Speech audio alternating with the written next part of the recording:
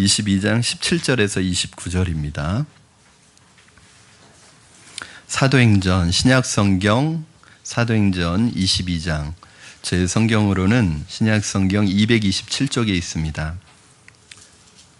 사도행전 22장 17절에서 29절까지의 말씀을 저와 여러분 한 절씩 교독하시고 마지막 29절은 합독하시겠습니다.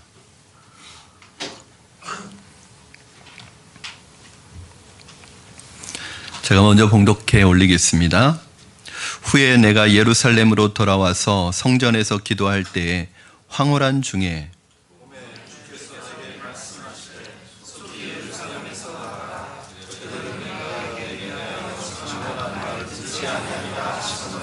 내가 말하기를 주님, 내가 주를 믿는 사람들을 가두고 또 각 회당에서 때리고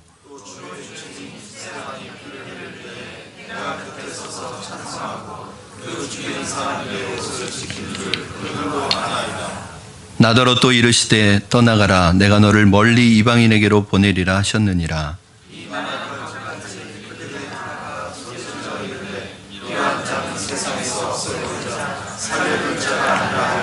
떠들며 옷을 벗어던지고 티끌을 공중에 날리니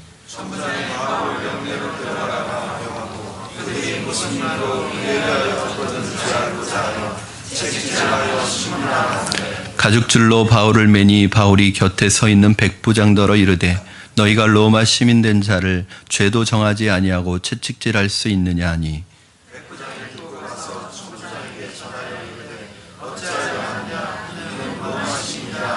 천부장이 와서 바울에게 말하되 내가 로마 시민이냐 내게 말하라. 이르되 그러하다.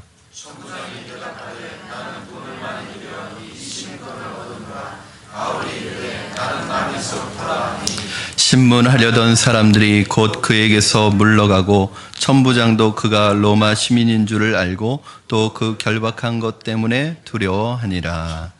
아멘. 여러분, 지난주에 바울이 회심한 후에 다메섹으로 가서 아나니아를 만나고 그 아나니아로부터 세례를 받고 중생한 그리스도인으로 거듭나게 되었습니다. 이제 그는 중생한 후에 거듭난 후에 다시 예루살렘으로 들어가서 다시 돌아왔는데 성전에 들어가 열심히 기도하는 모습을 볼 수 있습니다. 참 인상 깊은 변화가 아닐 수 없습니다. 왜냐하면 바울은 원래 이렇게 기도하려고 머물러 있는 사람이 아니라 행동지향적인 사람입니다. 성경을 연구하는 사람이었고 가르치는 사람이었고 그 가르치는 대로 행동하는 데 앞섰던 사람이지 결코 이렇게 머물러서 기도에 오랜 시간을 들이는 사람이 아니었습니다. 사랑하는 여러분, 예수님을 만나면 함부로 움직이지 않습니다. 함부로 생각나는 대로 말하고 행동하지 않습니다. 예수님을 만난 사람들은 기도를 합니다. 기도하면서 하나님의 다스림을 받습니다. 이제부터 여러분의 인생은 자신이 주도하는 인생이 아니라 하나님이 주도해 가시는 인생이기 때문에 이 하나님의 주도해 가시는 그 하나님의 계획과 아름다운 청사진, 우리 인생을 향해서 하나님이 계획하고 계시는 그 놀라운 계획대로 우리의 삶이 이끌림 받고 이루어지려면은 하나님 앞에 기도해서 그 기도 속에서 하나님의 그 계획들을 내가 깨달아 알아야 돼요. 그것이 아니면 하나님의 계획과는 전혀 다른 방향으로 갈 수 있습니다. 성령께서 이렇게 기도하는 사람에게 나타나시고 말씀해 주십니다. 항상 기도하는 사람은 하나님의 음성을 듣습니다. 하나님의 음성은 기도를 통해서 기도를 타고 옵니다. 저는 오늘 이 예배 시간에 여러분 또 기도하시는 가운데 하나님의 이 세미한 음성이 들려지기를 주님의 이름으로 축원합니다. 회심한 바울이 예루살렘으로 다시 돌아온 이유는 바로 예루살렘의 유대인에게 복음을 전하려는 열망이 강해서입니다. 그러나 예루살렘의 유대인들은 바울을 곱게 보지 않았습니다. 그래서 오늘 18절 말씀에 보니까 하나님께서 바울에게 뭐라고 명령하시냐 하면 너는 예루살렘을 속히 떠나라. 그들이 내가 증언하는 것을 말을 듣지 않을 것이다 라고 말씀하시면서 바울을 떠나라고 명령하십니다. 사실은 바울은 평생을 예루살렘에서 살았습니다. 예루살렘에서 태어나지는 않았지만 다소에서 태어나서 예루살렘에서 거의 어린 시절과 모든 시절을 다 보냈기 때문에 누구보다도 예루살렘이라는 동네를 잘 알고 누구보다도 유대인을 잘 알고 누구보다도 자신이 이 율법주의의 극단적인 해석을 통해서 교회를 핍박하던 사람이기 때문에 이 교회를 핍박하던 내가 율법의 열심이었던 내가 저들에게 가서 율법주의자들, 유대인들에게 가서, 예루살렘 사람들에게 가서 내가 복음을 전하면, 내가 주님을 만난 것을 얘기하면, 간증하면 누구보다도 저 사람들을 설득시킬 수 있을 것이라고 자신했습니다. 근데 착각이었습니다. 바울은 예수님 믿고 난 다음에 자기 생각으로 자기가 잘할 수 있는 쪽으로 헌신의 방향을 결정하려고 했습니다. 내가 이거 잘하니까 내가 이거 하면 잘하겠다. 나는 예루살렘 유대인 율법주의자들은 내가 잘한다. 그렇기 때문에 나는 이 방향으로 사역을 해야겠다 생각을 했습니다. 여러분, 내가 있는 장점이 때로는 하나님의 일을 하는데 걸림돌이 될 수 있습니다. 내가 자신하는 것이 오히려 나의 약점이 될 수 있습니다. 바울이 한때 열정적인 율법주의자였기 때문에 오히려 유대인들은 그를 친숙하게 보는 게 아니라 배반자로 보고 더 싫어했습니다. 그때 하나님께서는 오히려 바울을 다른 방향으로 사용하시기를 원하셨습니다. 여러분, 내가 이거 하면 잘하겠다 하는 생각을 너무 하지 마십시오. 우리의 사역과 인생의 방향은 하나님이 결정하시는 것이지 내가 결정하는 것이 아닙니다. 하나님께서 바울을 향해 다른 계획을 가지고 계셨습니다. 하나님께서는 여러분을 위한 다른 계획을 가지고 계실지도 모르겠습니다. 여러분은 여러분에 대한 인생의 플랜을, 인생의 계획을 여러분들이 지금 다 짜고 계실지는 모르겠지만 하나님은 여러분들과 다른 계획을 세우고 계실지 모릅니다. 우리 자녀들을 교육하는 데 있어서도 내 생각에는 우리 아이가 이것을 했으면 좋겠고 이렇게 자랐으면 좋겠고, 그래서 기도할 때도 하나님, 우리 아이를 이렇게 밀어주십시오, 이렇게 기도할지 모르겠습니다. 그러나 하나님은 우리의 자녀에 대해서 다른 계획을 가지고 계실지도 모릅니다. 여러분, 중요한 것은 그래, 하나님의 사람들은 기본적인 플랜은 세워놓지만 너무 디테일한 그림 그려놓지 않습니다. 왜냐하면 늘 하나님께 설득당할 준비가 되어 있어야 합니다. 내 계획이 너무 디테일하고 내 계획이 너무 확실하고 내 계획이 너무 분명하면 하나님이 여러분의 계획에 다른 계획을 말씀하실 때 여러분, 내가 설득이 안 되는 거죠. 내가 그 길에 순종을 못하는 거예요. 사실은 여러분, 우리가 10년 후 20년 후 계획을 다 세워놓는다고 한들 그대로 될까요? 저는요, 돌아보니까 제 인생에 참 저도 아주 꼼꼼한 성격이고 계획 세우는 걸 굉장히 좋아합니다. 하루의 계획을 분 단위로 계획을 세울 정도로 꼼꼼한 사람입니다. 그런데 지금까지 제 계획대로 된 게 하나도 없어요. 제가 목사가 되고 싶어서 된 게 아니에요. 전 개척하려는 생각 가져본 적도 없습니다. 근데 제 계획과는 늘 다르게 하나님의 계획대로 인도돼요. 그런데 나중에 가서 보면 제 계획대로 안 된 게 잘 된 거예요. 오히려 하나님의 계획이 저에게 더 풍성한 삶을 주시고 더 은혜로운 삶을 주시고 주를 위하여 영광된 삶을 살아갈 수 있는 기회를 많이 주세요. 그런데 우리는 너무 우리 계획이 너무 분명하면, 우리 계획이 너무 우리의 마음을 잡고 있으면 하나님의 계획에 관심이 없어집니다. 사실 평생 예루살렘에서 자라온 바울에게 있어서 예루살렘을 떠난다는 것은 쉬운 일이 아닙니다. 여러분, 익숙한 곳, 편안한 곳, 이것을 떠나는 것 쉬운 일이 아니에요. 왜냐하면 사람들은 익숙한 곳을 떠나면 불안해요. 저는 여러분이 불안해지기를 원합니다. 불안해져야지 주님을 의지하는 거예요. 우리의 삶이 너무 편안하면, 너무 안정되면 하나님 찾지 않습니다. 편안한 거는 좋은데 하나님을 경험할 수가 없어요. 여러분, 안전지대를 벗어나셔야 합니다. 그래서 여러분 매일의 삶이 도전과 모험의 연속이어야 돼요. 왜요?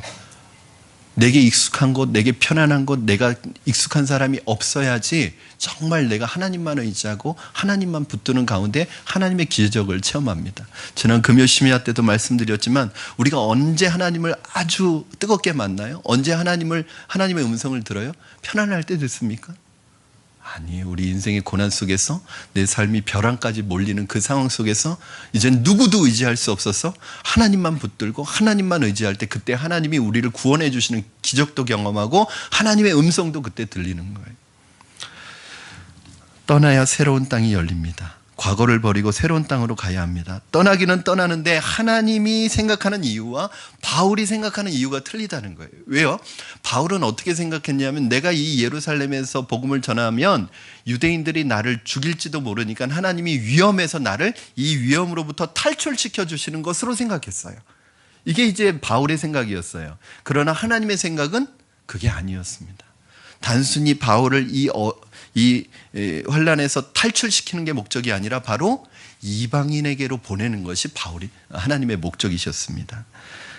사랑하는 여러분, 우리는 바울처럼 당장의 어려움에서 탈출하는 것이 우리의 목적이에요, 늘. 그러나 하나님께서는 그 어려움을 통해서 항상 우리의 미래를 준비하고 계시고 새로운 미래를 준비하시고 약속의 땅을 준비하고 계시는 분이십니다. 그래서 한쪽 문이 닫히는 거예요. 그래서 여러분, 내가 가던 문이 닫히면 그 앞에서 절망할 필요 하나도 없어요.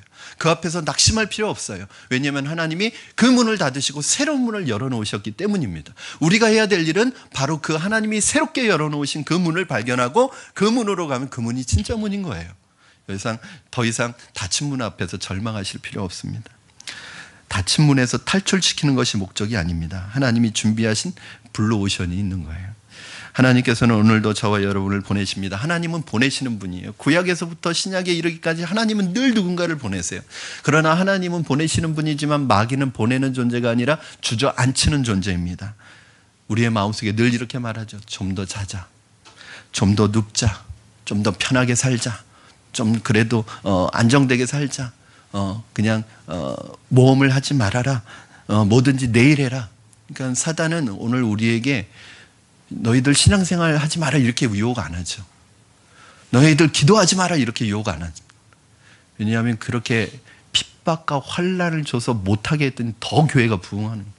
더 믿음이 좋아지는 거예요. 그러니까 이제는 마귀가요, 우리를 너무 잘 알아서 이렇게 합니다. 기도해라, 찬송도 해라, 성경 공부도 해라, 예배도 해라. 그러나 내일부터 해라. 내일부터. 오늘은 쉬고 내일부터 해. 그럼 내일 되면 해라. 내일부터 해. 1년 뒤에부터 해. 항상 이렇게 만듭니다. 사랑하는 여러분, 하나님께서 오늘 여러분을 계속 이 마음으로 말씀하십니다. 새로운 땅으로 가자. 일어나 새벽을 깨워라. 피곤한데 주님, 그래도 일어나야 된다.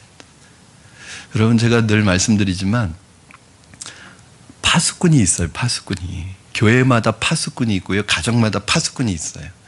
이 파수꾼은 뭐예요? 지키는 사람입니다. 그렇죠? 성을 지키는 파수꾼이 잠들면 어떻게 될까? 그 성은 너무 잘 아셔서 대답도 안 하시는데, 성을 지키는 파수꾼이 잠들면 그 성은 망하는 거죠. 누가 쳐들어와도 방어가 안 되는 거예요. 순식간에 점령당합니다. 여러분, 우리 가정을 지키는 파수꾼이 있단 말이에요. 그게 누구냐면 기도의 사람이. 저는 부부가 같이 잠자지 않기를, 그게 아니라 같이 잠은 주무세요. 떨어져서 주무시라는 게 아니라 누군가 하나는 기도하는 사람이 있어야 돼요. 두 분이 같이 기도하면 더 좋고요. 그러나 너무 피곤하시면 한 분은 좀 깨어서 기도를 하세요. 할렐루야 띵동 이렇게 올리잖아요. 이 할렐루야 그렇게 얘기하는 거예요. 여러분, 누군가 가정에서는 우리 가정을 위해서 기도하는 영적인 파수꾼이 있어야 되지 않겠습니까? 그러면 누가 우리 가정을 지킵니까? 우리가 노력한다고 지켜집니까? 우리가 애쓴다고 지켜집니까? 우리가 24시간 깨어있는다고 지켜집니까? 하나님이 지켜주셔야 되잖아요. 그러면 기도해야 되는. 여러분, 교회도요 보면은 기도하는 파수꾼들이 있어요. 저는 우리 교회 감사한 것이 뭐냐면, 교회가 작지만 그래도 기도하는 분들이 많이 있다는 거예요. 그분들이 기도하니까 이 교회가 지켜지고 있는 거예요. 여러분, 이 나라를 지키는 건 무기로 지키는 게 아니에요. 이 나라를 위해서 기도하는 기도의 파수꾼들이 있기 때문에 지켜지는 것입니다. 이 말을 듣고 있던 유대인들의 반응을 보면 바울의 메시지가 얼마나 뜨거웠고 불을 토해내는 영적인 메시지였는지 알 수 있습니다. 여러분, 영적인 메시지일수록 반응이 확실하게 옵니다. 그렇지 않고서는 이 바울의 말을 듣고 이 유대인들이 이렇게 소리를 지르며 난리를 칠 수가 없는 거예요. 영적인 임팩트가 강하니까 어둠에 사로잡혀 있던 유대인들이 그렇게 격렬하게 반응을 일으키는 것입니다. 인간의 말이라면 그렇게 격렬하게 반응을 일으킬 수가 없어요. 그런데 이게 영적인 메시지다 보니까 반응이 격렬하게 일어납니다. 22절 같이 읽겠습니다. 22절 시작. 이 말하는 것까지 그들이 듣다가 소리질러 이르되 이러한 자는 세상에서 없애버리자, 살려둘 자가 아니라 하여. 여기서 이 말하는 것이라고 하는 것은, 이 말은 어떤 말이냐면 주님께서 바울을 이방인에게로 보냈다 이 말이에요. 유대인들은 이 말을 듣고 확 뒤집어졌습니다. 사람들마다 이 머리에 뚜껑이 열리는 말이 있거든요. 어떤 말을 들으면 그냥 갑자기 막 분노가 치밀어 오르면서 혈기가 치밀어 오면서 막 터지는 사람이 있어요. 모든 말에 그러는 게 아니라 어떤 그 빨간 단추가 있어요. 그거 건드리면 안 되는. 그 사람, 여러분 부부싸움 하실 때도 그거는 건드리시면 안 돼요. 그거 건드리면 큰일 납니다. 사람마다 이렇게 뚜껑이 열리는 그 얘기가 있는데, 유대인들에게 있어서 이 뚜껑이 열리게 하는 건 말은 뭐냐면 이방인이라는 단어예요. 하나님이 어떻게 이방인을 사랑하시냔 말이에요. 우리 하나님이 이방인을 사랑하신다는 이 사실이 받아들여지지 않는 거예요. 근데 바울이 계속 하나님이 이방인을 사랑하시고 자기는 이방인에게로 보내심을 받았다고 얘기하니까 소리 지르면서 이러한 자는 세상에 살려둘 필요가 없다, 없애버리자 하면서 옷을 벗어던지면서 달려드는 것입니다. 이 말이 굉장히 과격해요. 바울의 설교가 만약에 인간적인 설교였다면, 이 영적인 메시지가 아니었다면 이런 반응이 일어날 수 없는 거죠. 여러분, 우리가 하나님의 진리의 말씀을 바로 선포하면, 하나님의 말씀이 선포되어지면 반응이 반드시 나타나게 되어 있습니다. 두 가지 반응이 나타나요. 첫째는 그 말씀을 듣고 회개의 역사가 일어나서 어찌할꼬 우리가 회개의 마음을, 가슴을 부여잡고 하나님 앞에 회개하고 싶은 사람이 생기는가 하면, 또 한편에서는 어둠에 사로잡혀 있는 사람들은 이것이 거부 반응으로 일어납니다. 여러분, 반응이 이 반응이나 이 반응이나 있으면 잘하고 계시는 거예요. 근데 내 주변에 있는 사람이 내가 말해도 아무 반응이 없다, 그거 이상한 거예요. 내가 요즘에 말씀을 전하고 복음을 전하고 하나님과 더 가까워지는 삶을 살려고 하는데, 한편에서는 너 많이 변했다, 어떻게 그렇게 살 수 있느냐, 너도 나하고 똑같이 어려운데, 너도 나하고 똑같이 고난이 있는데 너한테는 도대체 무슨 힘이 있길래 그 고난을 이렇게 이겨낼 수 있는 힘이 있어? 좀 나에게도 가르쳐줘. 이렇게 반응하는 사람이 있는가 하면, 또 한쪽에서는 우리 이웃과 친척과 가족들 중에, 또 친구들 중에 거부 반응을 일으키는 사람이 있어요. 넌 그렇게까지 신앙생활에 너 완전히 빠졌다, 너 미친 것 같다, 광적으로 믿지 말아라, 이렇게 거부 반응을 일으키는 사람이 있어요. 둘 다 좋은 반응입니다. 내 메시지가 내가 제대로 하고 있다는 거예요. 그런데 여러분 주위에 아무런 반응이 없다, 여러분 문제 있는 겁니다. 때로는 거부 반응이어도 거부 반응 때문에 힘드시죠? 내가 믿음으로 살려고 하고 말씀 전하려고 하는데 친구나 이웃이나 가족들이 나를 향해서 피하기도 하고, 때로는 너 이상해졌다, 거부 반응을 일으킬 때 그것 때문에 너무 낙심하지 마세요. 제대로 하고 있는 거예요. 왜? 지금 어두움의 영이 지금 두려워서 떨고 있는 것입니다. 여러분, 하나님의 말씀이 선포된다는 것은 영적인 한포 사격이 시작되는 거예요. 지금 어둠의 세계에서 어둠의 영들이 정신 못 차리고 있는 거예요. 흥분하고 있는 것입니다. 그래서 영적인 어둠에 묶여 있는 사람은 진리의 말씀이 들려질 때 적대적인 반응이 일으키는 거예요. 그래서 바울은 예루살렘을 떠나야 했습니다. 이 시점은 예루살렘에서 사역할 때가 아니었던 거예요. 자, 이렇게 바울이 설교했는데 유대인들이 다시 폭동이 일어나려고 하는 거예요. 그런데 바울에게 설교를 하도록 허락했던 이 로마의 천부장이 깜짝 놀랐습니다. 이 사람이 히브리 말로 했으니까 알아듣지는 못하죠. 히브리 말로 뭔가를 얘기했는데 이 유대인들이 다시 흥분해서 폭동을 일으키려고 하니까 이 천부장이 깜짝 놀래가지고 바울을 다시 건져내서 로마 군인의 영내로 데리고 가서 백부장에게 이 바울을 넘기면서 이렇게 얘기합니다. 도대체 이 사람이 누군데, 이 인간이 뭔데 유대인들이 저렇게 이 인간을 죽이려고 저렇게 혈안이 되어 있을까? 이거 분명히 뭔가 잘못된 놈일 거다, 뭔가 죄가 있는 놈일 거다. 이놈을 채찍질을 하고 때려서 이실직고 하도록 신문해라, 그리고 백부장에게 던져줍니다. 여러분, 로마 이 채찍질을 하려는데 이 로마의 채찍이 얼마나 무서운 채찍인지 알고 계시죠? 이 채찍은 짐승의 가죽으로 만들어진 것인데, 그 끝에 뭘 다냐면 짐승의 뼈나 납덩어리를 답니다. 뾰족한 납덩어리를 달아서 이 채찍으로 한번 때리면은 그 납덩어리 때문에 살을 뚝뚝 이렇게 끊어버리는, 즉 살을 파헤치는, 그렇게 아주 고문에 가까운 채찍질이에요. 그래서 한 5번 정도 맞으면 뼈가 드러날 정도로 큰 고통을 주는 거거든요. 여러분, 지금 천부장이 이 채찍질을 하도록 명령하는 거예요. 그런데 이 상황에서 바울이 이 채찍질을 기다리면서, 아주 이 채찍질을 당하면서 순교의 각오를 가지고 아주 장렬하게 전사하거나 순교하는 모습을 기대하는데, 그렇게 안 했습니다.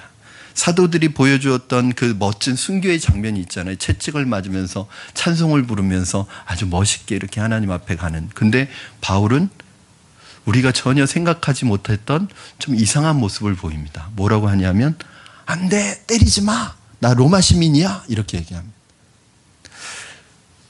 이 말을 듣더니 로마 백부장이 얼굴이 새파랗게 질립니다. 그리고 상관인 천부장에게 가서 제 사람 로마 시민이래요. 그랬더니 이 천부장이 깜짝 놀래가지고 그래? 그리고 바울에게 와서 확인을 합니다. 여러분, 이 로마가 세계를 지배하고 있을 때 로마는 엄격한 법 시스템을 가지고 있었는데 당시 이태리 출신의 로마 시민권자와 비시민권자 사이에 엄청난 차별이 존재했습니다. 마치 이 차별은 우리나라의 양반과 상놈의 그 어떤 차별을 뛰어넘는 그거보다 훨씬 더한 차별이 존재했어요. 그러니까 로마 비시민권자는 잘못이 있다고 생각하면 일단 데려다가 무조건 채찍질하고 무조건 때립니다. 그러면 없던 죄도 생겨요. 없던 죄도 고백하게 되어 있어요. 그렇게 해서 죄를 받아내는데 로마 시민권자에게는 적법한 그 재판을 거쳐서 증거가 확실히 드러나기 전까지는 절대 육체적으로 어떤 압력을 가하지 못하게 되어 있습니다. 만약에 로마 시민권자에게 법이라는 과정을 거치지 않고 증거도 없는데 육체적으로 어떤 해를 가하게 되면 그 가한 사람이 옷을 벗어야 돼요.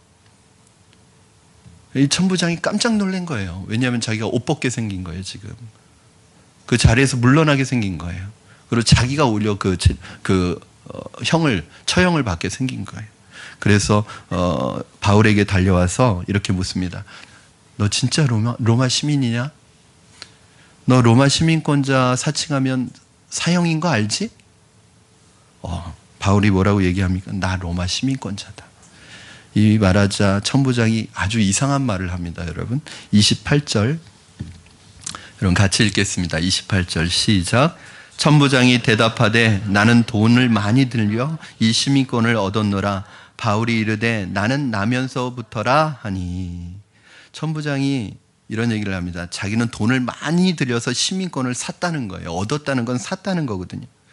누가 물어보지도 않았어요. 그거 누가 물어봤나요? 별로 궁금하지도 않은데 자기는 로마 시민권을 돈 줘서 샀다는 거예요. 왜 이런 얘기를 합니까? 그만큼 로마 시민권을 얻는 것은 쉬운 일이 아니라는 거예요. 전부 다 여러분 이태리 출신의 순수 혈통에게만 이 시민권이 부여되다가 글라우디오 황제 때 와서 로마가 재정적으로 조금 어려워지게 돼서 어떤 생각을 하게 되냐면 점령지의 관리들 중에서 많은 돈을 국가에 헌납하는 사람에게는 이 로마 시민권을 주어서 시민권의 지위를 부여하는 일이 생겼습니다. 즉 이 로마 천부장은 그런 케이스인 거죠. 즉 로마 시민권을 돈 주고 산 것입니다. 나는 그렇게 힘들게 취득한 로마 시민권을 너가 어떻게 너 같은 사람이 가지고 있느냐. 그러니까 바울이 뭐라고 그래요? 난 나면서부터 로마 시민이다. 너하고 격이 달라. 이 말입니다.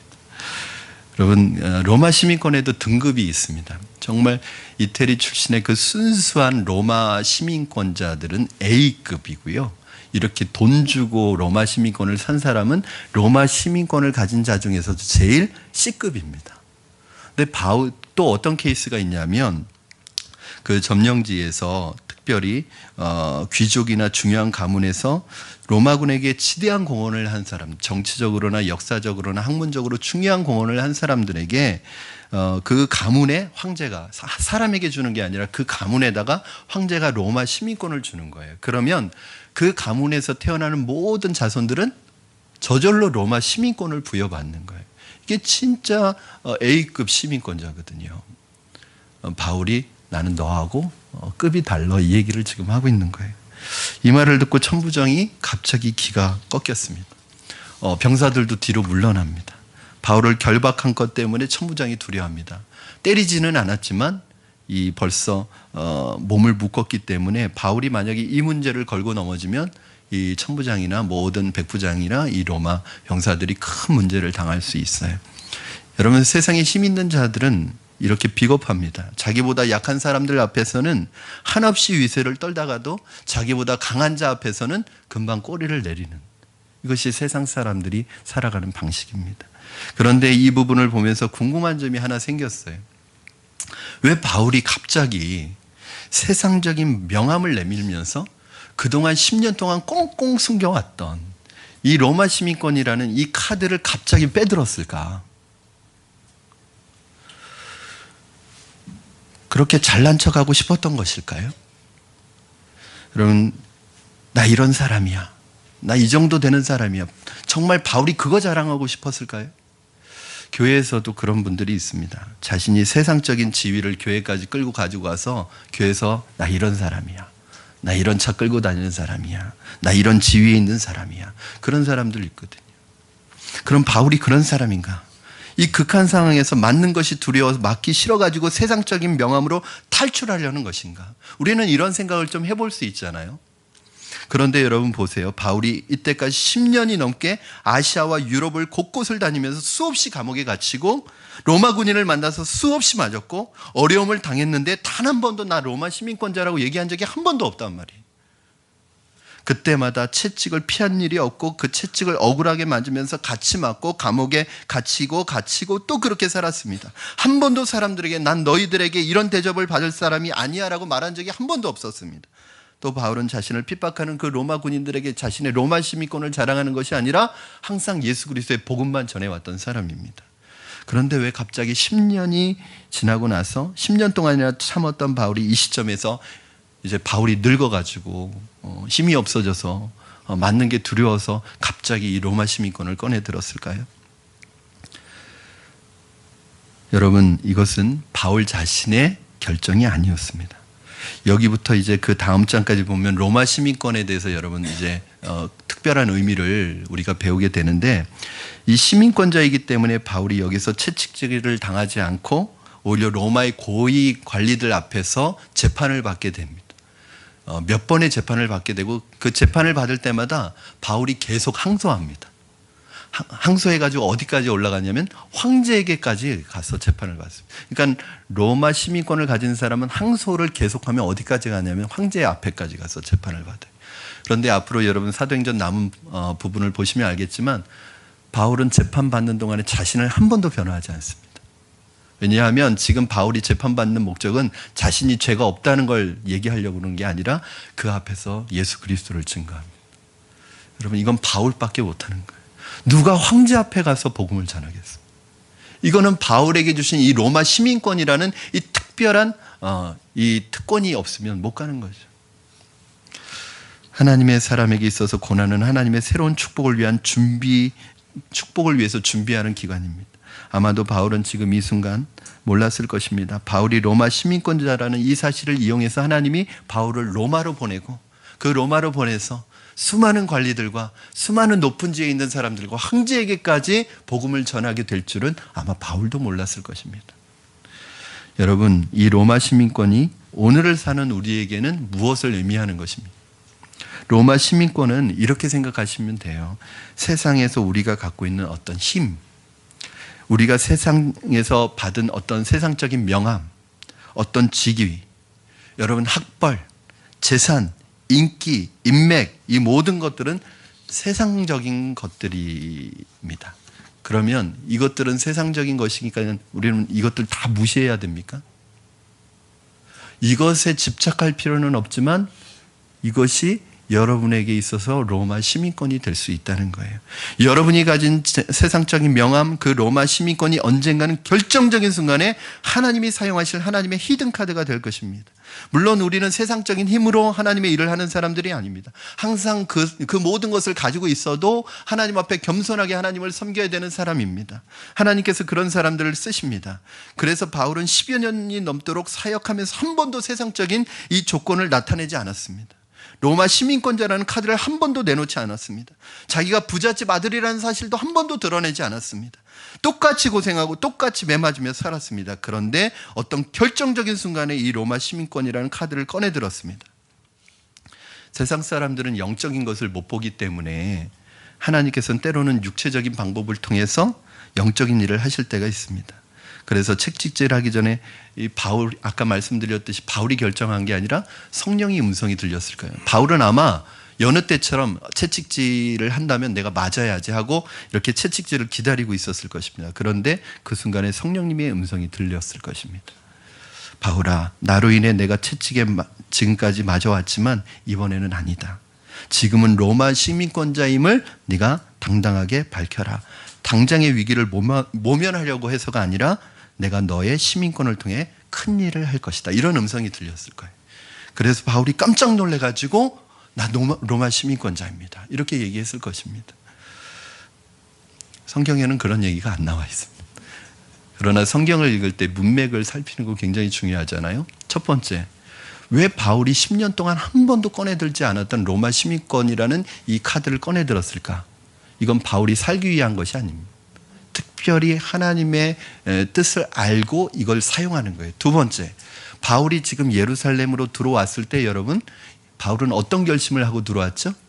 이미 죽을 결심하고 들어왔잖아요. 이미 내가 예루살렘에 들어가면 죽는다는 거, 많은 환난과 고난이 기다리고 있다는 거, 매 맞을 거라는 거 다 알고 그거 감수하고 알고 들어온 거예요. 즉 죽음을 각오하고 들어온 거예요. 그런데 그런 바울이 갑자기 무서워가지고 나 로마 시민입니다 이거 얘기했겠냐는 거죠. 그거 아니에요. 바울은 무서워서가 아니라 하나님의 큰 일을 위해서 이 로마 시민권이라는 카드를 꺼내들은 것입니다. 평상시에 휘두르지 않았어요. 결정적인 순간에 꺼내든 거예요. 그러니까 여러분 평소에 휘두르고 다니면 안 됩니다. 학벌 좋다고 해서 사회에서 직위가 있다고 해서 이거 자랑하고 다니면 안 됩니다. 여러분 감추어 두셨다가 결정적인 타이밍에 하나님의 타이밍, 하나님께서 그 여러분의 로마 시민권을 쓸 결정적인 그 타이밍에 딱 카드를 꺼내 드셔야 됩니다. 그리고 그때가 되면 여러분에게 있는 이 세상의 로마 시민권을 가지고 주를 위해 멋지게 사용하시기 바랍니다. 이 로마 시민권은 여러분에게 이 세상에서 살아갈 때 여러분을 탁월하게 하는 여러 가지 은사와 재능, 사회적인 성공입니다.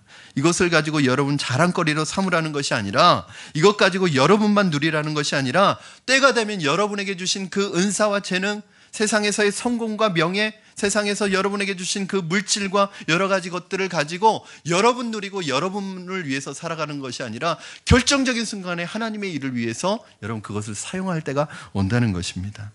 세상에서의 주신 성공, 명예, 직업, 재능이 필요 없는 것이 아닙니다. 쓸모없는 것이 아닙니다. 어떤 분들은 이런 거 다 필요 없다고 얘기합니다. 세상에서 성공할 필요 없다고 얘기합니다. 세상에서 명예를 얻을 필요 없다고 얘기합니다. 그거 아니에요, 그거는.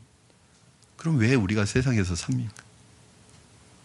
그것에 집착할 필요는 없어요. 그게 우리의 인생의 목적도 아닙니다. 여러분, 돈이, 성공이 우리의 인생의 목적은 아니에요. 인생의 목적이 아니니까 그거 필요 없습니까? 아니에요. 여러분, 성공해야 되는 이유가 뭐예요? 여러분, 다른 사람에게 실력을 인정받아야 되는 이유가 뭐예요? 그게 우리 인생의 목적이기 때문이 아니라 그거 가지고 우리가 해야 될 게 있는 거예요. 이것이 우리의 절대적인 가치는 아니지만 그걸 너무 죄악시하거나 세상적으로 보거나 터부시해서는 안 됩니다. 예수님께서도 뭐라고 말씀하셨냐면 불의의 재물로 친구를 사귀라고 말씀하셨습니다. 불의의 재물이 뭐예요? 부정한 방법으로 벌어들인 재물을 가지고 친구 사귀라는 말씀인가요? 그건 아니죠. 여기에서 불의한 재물은 뭘 얘기하냐면 여러분이 세상에서 얻는 성공과 지위와 여러분 명예와 인기와 이런 것들을 얘기하는 거예요. 이게 세상적인 것이지만 여러분 이것을 위해서 하나님 앞에 멋지게 쓰임받을 수 있다는, 이걸 가지고 선한 일에 쓰라는 거죠. 저는 우리 교회에서 예수 잘 믿는 사업가가 나왔으면 좋겠습니다. 믿음 좋은 스포츠인이 나왔으면 좋겠고, 믿음 좋은 선생님들, 믿음 좋은 정치인들, 믿음 좋은 음악인들, 믿음 좋은 예술인들이 나왔으면 좋겠습니다. 믿음 좋은 학자가 나왔으면 좋겠고, 믿음 좋은 연예인들도 나와서 목사가 들어갈 수 없는 곳곳에 정치계, 연예계, 스포츠계, 교육계, 예술계로 들어가서 그곳에서 성령으로 변화시키는 평신도 선교사들, 평신도 목사들이 다 되셨으면 좋겠어요. 거기는 제가 갈 수 없잖아요. 저는 여러분들 훈련시키고 여러분들에게 은혜를 끼쳐서 여러분들이 살아가는 그 삶의 필드에서 여러분 영향력 있는 사람이 되도록 만드는 것이 제 역할이고, 여러분들은 바로 여러분들에게 주신 은사와 재능과 여러분들에게 주신 직업과 여러분들에게 주신 위치와 그 성공을 가지고 그곳에서 하나님을 전하는 사람들이 돼야 된다는 거예요. 여러분, 믿음이 조금만 좋아지면, 믿음이 조금만 좋아지고 하나님을 조금만 사랑하게 되면 여러분 자꾸 신학교로 가시면 안 됩니다. 여러분, 세상이 싫다고, 세상에서의 싸움이 힘들다고 교회에서 살려고만 하면 안 됩니다. 저는 교회에서 사는 사람은 저 한 사람으로 족합니다. 여러분들은 다 교회에서 살지 마시고 교회에서 훈련 받으시고 세상을 향해서 당당히 나가셔야 합니다. 그것이 바로 주님이 원하시는 것입니다. 여러분은 세상에서 목사가 할 수 없는 일을 하시는 하나님의 선교사이고 하나님의 사역자들인 거예요. 여러분도 하나님께서 여러분에게 어떤 로마 시민권을 주셨다면 눈에 띄는 종교적인 행위를 하지 않아도 됩니다. 당장 가서 전도하고 신우회 만들지 않으셔도 됩니다. 여러분이 하나님의 사람으로 그 자리에 버티고 잘 견디고 계시면 어느 순간에 하나님의 컬링이 옵니다. 지금 네가 로마 시민권을 사용해야 할 때다. 그때 여러분 멋지게 그 순간을 위해 하나님 평생을 준비하시는 거예요. 에스더가 성경에 나오는데 이 에스더는 페르시아에 사실은 유대인들이 바벨론의 포로를 끌려갔을 때 바벨론이 페르시아에 멸망하면서 그 바벨론에 끌려갔던 유대인들이 그대로 페르시아에 그 사람 포로로 끌려갔던 사람들이 살잖아요. 근데 이 에스더는 페르시아의 여왕이 됐습니다. 어떻게 여왕이 됐죠? 미스 페르시아 선발대회가 열렸어요.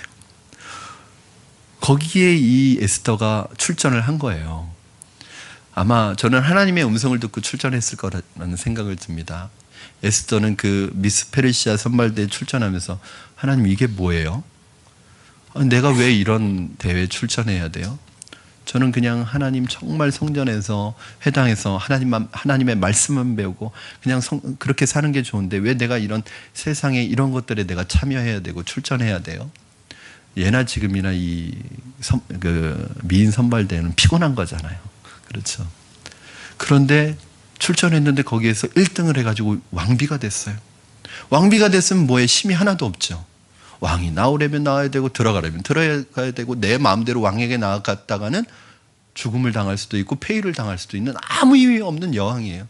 그런데 모르겠어요. 하나님께서 그 자리에 갖다 앉혀놓으신 거예요.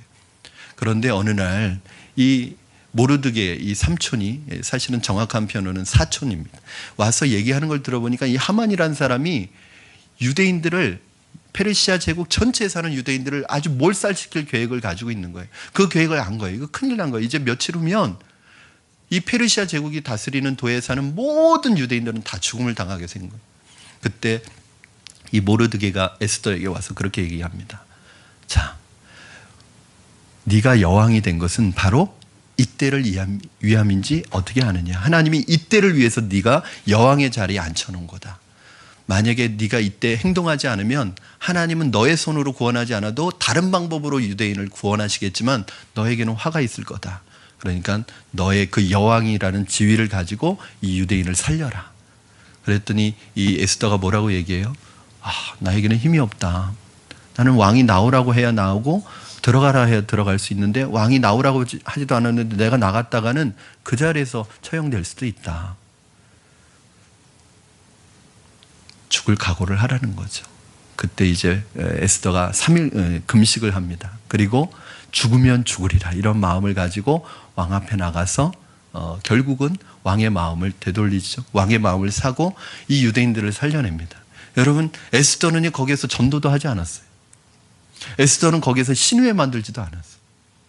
그냥 믿음을 가지고 그 자리에 잠잠히 서 있었습니다. 그리고 결정적인 순간에 한 방 딱 날리는. 여러분, 지금 구소련에서도 그렇고 북한의 지하교회에서도 그렇고 이 지하교회가 몇 번이나 말살될 위기를 여러 번 겪었답니다. 아예 지하교회에 씨를 말리려는 계획을 가지고 공산당 그 간부들이 그 교회를 색출해냈던 거예요. 그런데 교회가 그때마다 위기를 넘겼어요. 알고 보니까 그 공산당 간부들 중에 예수 믿는 사람이 있었던 거예요. 그 사람들은 자기가 예수 믿는다는 얘기도 못합니다. 성경도 못 봅니다. 대놓고. 찬송도 대놓고 못합니다. 그런데 자기 예수 믿는 그 믿음을 가지고 그 자리에서 이 세상 시민권을 가지고 묵묵히 있다가 결정적인 순간에 그 정보가 나오면 미리 정보 흘려줘서 도망시키는 거예요. 그래서 그런 책이 나왔어요. 오래전에 하나님의 스파이. 하나님의 스파이들이 곳곳에 다 이렇게 있다는 거예요.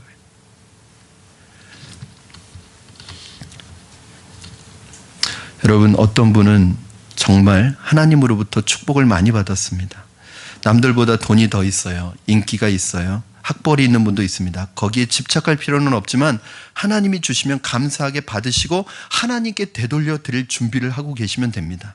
성령님께서 그때를 알려주실 것입니다. 바울에게도 그때를 알려주셨던 것처럼 저는 이 생각을 하면 흥분이 되는 거예요. 여러분이 가진 재능과 은사, 재산과 학벌, 그 인기와 명예는 나를 자랑하라고 주신 것이 아니라 또 다른 사명의 자리라는 것을 기억하시기 바랍니다. 여러분이 세상에서 가지고 있는 그 위치, 여러분 만약에 여러분이 지금 위치에서 승진을 한다면 그 승진은 여러분에게 조금 월급 더 주는 승진이 아니란 말이에요.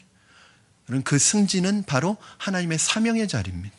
왜냐하면 승진하면 할수록 내 영향력이 커지니까. 하나님이 승진시켜 주시는 건 특별한 사명을 다시 주시는 거예요. 이런 설교를 하면 어떤 분들은 이런 생각을 하시는 분들이 계십니다.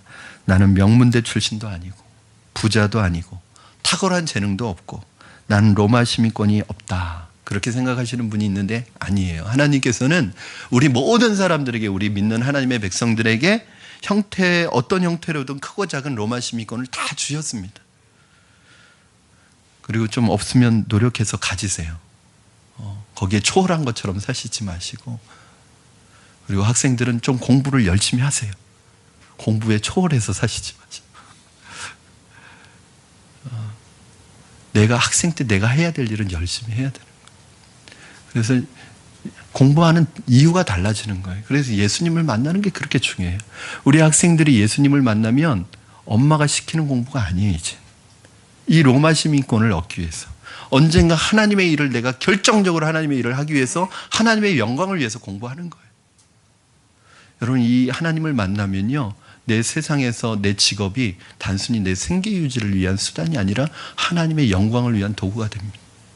하나님을 나타낼 수 있는 통로가 되는 거예요. 저는 요즘 학교 선생님들을 위해서 교회가 기도를 많이 해야 된다고 생각합니다.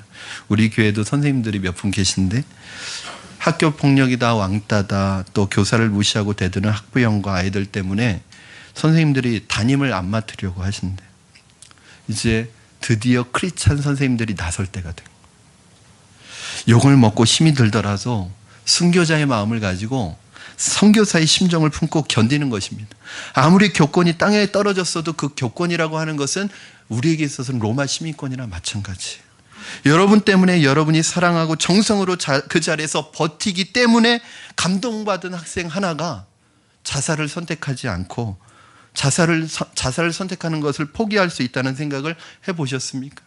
그리고 그 아이가 커서 나중에 이 사회를 움직이는 리더가 되고 목회자가 되고 정치인이 되고 어떤 하나님 나라의 일꾼이 된다고 생각해 보신 적이 있으십니까? 어떻게 하나님이 역사하실지 모르는 거예요. 사랑하는 여러분, 푸른나무교회 한 사람 한 사람에게 하나님이 주신 로마 시민권이 있습니다. 그것을 가지고 여러분이 하나님을 위해 헌신하십시오. 결정적인 순간에 여러분의 그 로마 시민권을 통해서 하나님이 쓰실 줄로 믿습니다.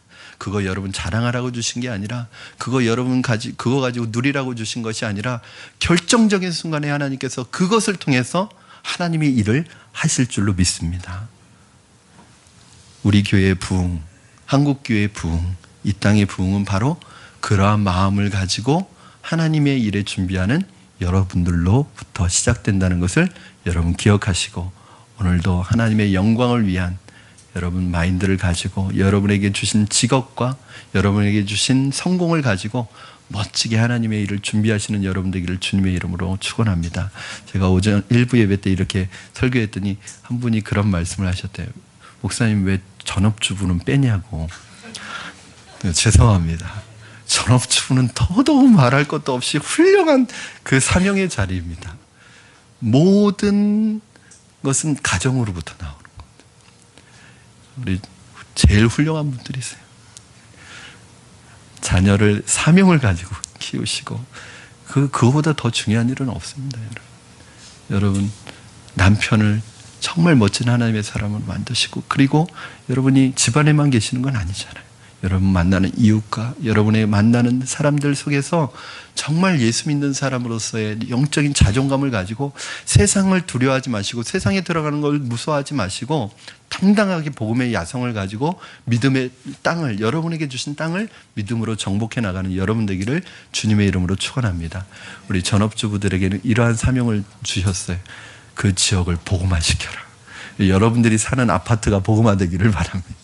여러분이 이사가는 아파트에 구역이 하나 생기기를 바랍니다. 부담스러워 하시는 것 같습니다. 우리 이 시간에 함께 찬양했으면 좋겠습니다. 우리 각 사람에게는 주님이 주신 이 약속의 땅, 비전의 땅이 있습니다. 그 세상 속에 있습니다. 그 세상으로 들어가는 것이 두렵고 때로는 염려스럽고 걱정되지만 이미 여러분에게는 하나님이 세상에 당당히 맞설 수 있는 복음의 야성을 주셨고 당당함을 주셨습니다. 주님이 함께 하십니다. 여러분 각자에게 주신 그 비전을 가지고 연예계, 스포츠계, 교육계, 예술계, 가정, 지역사회 모든 곳에 들어가서 그곳에서 여러분의 각자에게 주신 은사와 재능과 성공과 명예와 이 로마 시민권을 가지고 그 땅을 복음으로 정복하고 복음으로 변화시키는 여러분 되기를 주님의 이름으로 축원합니다. 우리 이 시간에 우리에게 주신 땅, 하나님 이 땅을 내게 주시옵소서. 우리 같이 찬양하며 나가겠습니다.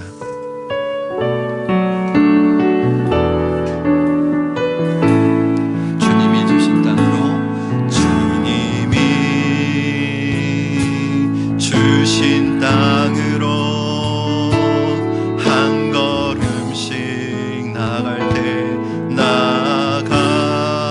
때에 수많은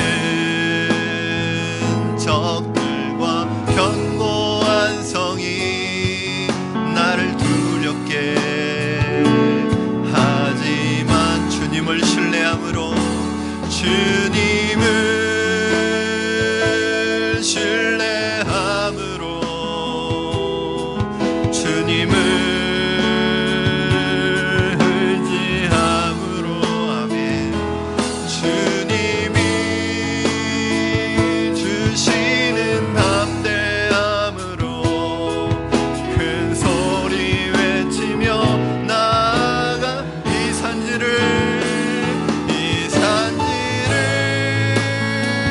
내게 주소서. 그날을 주께서 말씀하신 이제 내가 주님의 이름으로 그 땅을 취한 이 산지를 내게 주소서. 이 산지를 내게 주소서. 그날을 주께서 말씀하신 이제 내가 주님의 이름으로 그 땅을 취하리니. 아멘. 우리 시간에 오늘 주신 말씀 붙들고 함께 기도하겠습니다. 하나님 우리의 뜻이 이루어지고 우리의 계획이 이루어지는 것이 아니라 우리를 통하여 하나님의 뜻과 하나님의 계획과 하나님의 비전이 이루어지게 하여 주시옵소서. 하나님 우리 각자에게 주신 은사와 재능, 우리에게 주신 직업, 우리에게 주신 성공과 명예, 그것을 나를 위하여 사용하는 것이 아니라 나의 하나님 명예를 위하여 쓰는 것이 아니라 세상 속에서 나아가서 그것을 통하여 하나님의 일을 감당하는 우리가 되게 하시고 그것을 통해서 하나님의 영광이 나타나며 하나님의 큰 일을 감당하는 결정적인 순간에 하나님의 나라가 이루어지는 데 쓰임받는 도구가 되게 하여 주시옵소서. 하나님 우리에게 주신 직업, 우리에게 주신 재능과 은사를 가지고 우리가 서 있는 그곳에서 정말 하나님의 나라를 위하여 멋지게 쓰임받는 하나님의 사역자들 다 될 수 있게 하여 주시옵소서. 하나님 세상을 두려워하지 않게 하시고 세상을 무서워하지 않게 하시고 하나님 담대함을 가지고 복음의 야성을 가지고 힘들더라도 어렵더라도 우리가 서 있는 그 자리에서 믿음을 지키고 하나님의 백성으로 하나님의 사람은 예수 그리스도의 제자로 믿음으로 살아가게 하여 주셔서 우리를 통하여 그 땅이 변화되어지고 우리를 통하여 그 직장이 변화되어지고 우리를 통하여 우리가 서 있는 곳이 변화되어져서 이 나라에 다시 한번 영적 부흥이 일어나도록, 한국교회의 영적 부흥이 일어나도록 하나님이 나라를 축복하여 주시옵소서. 우리 한번 하나님 앞에 간절한 마음으로 결단하며 나가시겠습니다. 살아계셔서 역사하시는 하나님 아버지, 하나님 감사를 드립니다. 하나님 아버지, 오늘 바울이 하나님 계획과는 다른 하나님의 뜻이 있었던 것처럼, 하나님의 계획이 있었던 것처럼 오늘 하나님 아버지 우리 안에 주신 하나님의 뜻이 이루어지게 하여 주시옵소서. 우리를 통하여 가지고 계신 그 하나님의 비전이 이루어지게 하여 주시고, 오늘 하나님 우리에게 주신 은사와 재능, 우리에게 주신 직업, 우리에게 주신 성공, 우리에게 주신 물질을 가지고 나를 위하여 살아가는 사람이 되지 아니하게 하여 주시고, 하나님의 나라를 위하여 결정적인 순간에 하나님의 큰 일을 감당하는 하나님의 도구가 되어지게 하여 주시옵소서. 비전의 도구가 되어지게 하여 주시옵소서. 세상을 두려워하지 않게 하시고 세상의 복음의 야성을 가지고 믿음으로 나가 주님의 말씀을 믿음으로 선포하는 사람들 되게 하여 주시옵소서. 하나님, 내가 있는 그 자리에서 내가 믿음으로 살아감으로 말미암아 우리 가정이 변화되게 하여 주시고, 우리의 직장이 변화되게 하여 주시고, 내가 서 있는 그곳이 변화되어지는 변화의 사람, 비전의 사람, 하나님의 사람이 되도록 우리를 축복하여 주시옵소서. 역사하여 주시옵소서. 우리의 생각과 다른 하나님의 생각, 우리의 계획과 하나님의 계획은 다르지만 하나님, 그 하나님의 계획은 우리가 상상할 수 없는, 우리의 상상을 초월하는 놀라운 계획임을 하나님 우리가 다시 한번 하나님 오늘 깨닫게 됩니다. 하나님, 나를 통해서 나의 계획과 내 삶의 내 계획과 나의 꿈이 이루어지는 것이 아니라, 나의 뜻이 이루어지는 것이 아니라 하나님의 그 놀라운 광대한 뜻이 연약한 우리를 통하여 이 땅에 이루어지게 하여 주시옵소서. 하나님께서 우리에게 주신 하나님 은사와 재능과 하나님 아버지 물질과 성공과 지위를 가지고 휘두르는 자가 아니라, 하나님 그 지위를 가지고 결정적인 순간에 하나님의 큰 일을 나타내는 믿음의 사람으로 쓰임받게 하여 주시고, 하나님 우리가 서 있는 그 자리에서 우리가 변화됨으로 말미암아 우리의 가정이 변화되게 하시고, 우리의 직장이 변화되게 하시고, 우리가 서 있는 그곳이 변화되어져서 이 땅에 하나님의 나라가 우리를 통하여 이루어지게 하여 주시옵소서. 사랑하는 우리 성도님들, 하나님 그 있는 곳에서 믿음으로 승리하며 한 주간도 주의 은혜에 성령에 붙들려 살아가기를 소원합니다. 함께 동행하여 주시옵소서. 감사드리며 예수님의 이름으로 기도하옵나이다. 아멘.